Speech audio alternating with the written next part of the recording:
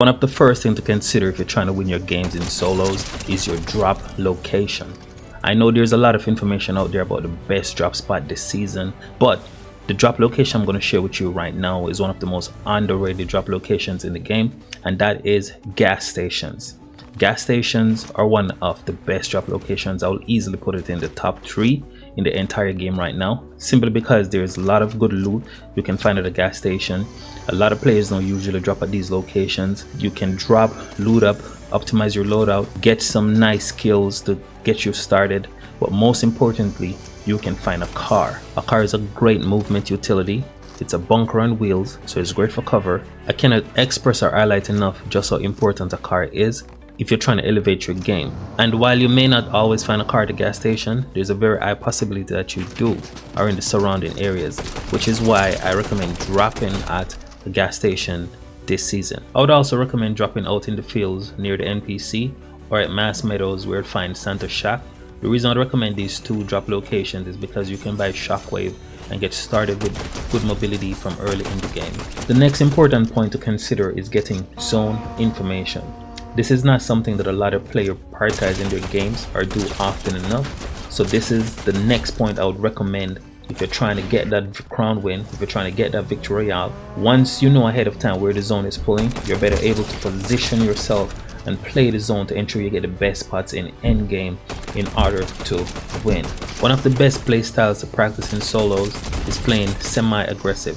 What that means is you need to know when to push and when to defend, or in other words, when to engage and when to disengage from a fight.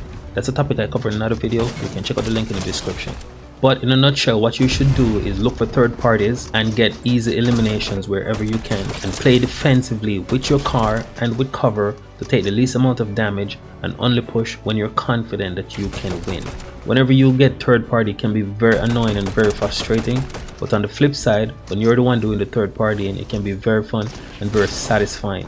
It's an easy way to thin the herd and clean up the lobby and get some players out the game. When you're in the middle of a fight, you just swoop in and just get that win. If you can get the medallions in the game, especially the Shogun Boss medallion, I would definitely recommend it, because the invisibility and the mythic blade comes in clutch. So if you're confident that you can challenge the island and take on other players and actually come out alive, I would definitely recommend getting that medallion. And you know what they say, no risk, no reward.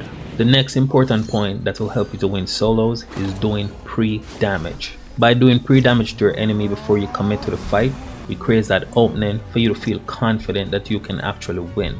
So the moment you see an enemy, if you can get some damage off and hurt that enemy, you can use a shockwave, a void mass, a typhoon blade, or even a car to get over there as quickly as you can to clean up and just win that fight. If you can do a good amount of pre-damage before you commit to a fight, I can guarantee you that 90% of the times you will come out as the victor. You can just push and actually win very easily. That is how I win majority of my fights in solos. The next tip that will help you to get more wins in solo lobbies is positioning. Positioning ties in very closely to getting zone information that I mentioned earlier. By having good positioning, especially in the end game, it increases your chance of actually winning. So once you have zone information, you know where the zone is pulling, you can rotate early, get the high ground, get the god spot, and it doesn't even matter even if your enemy have better loot than you do.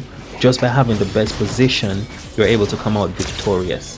But bear in mind that no way is actually guaranteed. It all comes down to your skill, the amount of time you spend practicing, and if you actually pay attention to the tips that I laid out in this video.